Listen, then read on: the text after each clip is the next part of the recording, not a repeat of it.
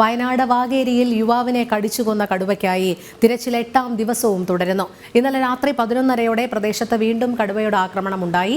കല്ലൂർക്കുന്ന് ഞാറ്റടിയിൽ സന്തോഷിന്റെ പശുവിനെയാണ് കടുവ കടിച്ചുകൊന്നത്. സ്ഥലത്ത് ദൗത്യ സംഘം പരിശോധന നടത്തുന്നു. ശ്രീജിത്ത് തയ്യാറാക്കിയ റിപ്പോർട്ട് കാണാം. വയനാട് വാകേരിയിൽ യുവാവിനെ കടിച്ചുകൊന്ന കടുവയ്ക്കായി വലിയ തിരച്ചിലാണ് നടത്തുന്നത്. 80 അംഗ സംഘവും 25 ക്യാമറയെല്ലാമായി ഈ വന്യജീവിയെ പിടിക്കാൻ വേണ്ടി വലിയ സംഘം തന്നെ ഇവിടെ തമ്പടിച്ചിട്ടുണ്ട്. എന്നാൽ ഈ മേഖലയിൽ കടുവയുടെ സാന്നിധ്യം വർദ്ധിച്ചിരിക്കുകയാണ്. ഇന്നലെ രാത്രിയും കല്ലൂർ കുന്നിൽ ഒരു വീട്ടിൽ സന്തോഷ് എന്ന് പറയുന്ന വ്യക്തിയുടെ വീട്ടിൽ കടുവ ഇറങ്ങി പശുവിനെ പിടിച്ചിട്ടുണ്ട്. സന്തോഷ് തന്നെ നമ്മളോടൊപ്പം ചേരുകയാണ്. ഇന്നലെ രാത്രി ഒരു 11 മണി കഴിഞ്ഞപ്പം ഈ തൊട്ടടുത്ത ആട്ടുംകൊണ്ട് നിൽക്കുന്നത് ആട്ടുംകൊണ്ട് 10-15 ആടുണ്ട്.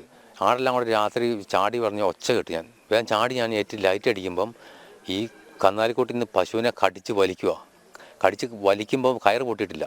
ഞാൻ ലൈറ്റ് അടിച്ച് പിടിച്ചുകൊണ്ടിരിക്കുക, ഒച്ച വെക്കുന്ന ഒച്ചടിച്ചും വിടുന്നില്ല. കയറ് പൊട്ടിച്ചിട്ട് എല്ലാവരും ഇറങ്ങി വന്നു. അപ്പോൾ തന്നെ ഒച്ച കിട്ടിയിട്ട് അതിലകത്ത് അവർ ഇറങ്ങി വന്നു. വലിച്ച് നേരെ താഴെ ഇങ്ങോട്ട് ഇവിടെ വലിച്ചടിച്ച് അവിടെ എത്തിച്ച് ഞങ്ങൾ എല്ലാവരും കൂടെ വന്നിട്ട് ഒച്ച വെച്ചിട്ടാണ് കടുവ പിടുത്തം വിടുന്നത്. കടുവ തന്നെ നേരെ കണ്ടു ഞാൻ.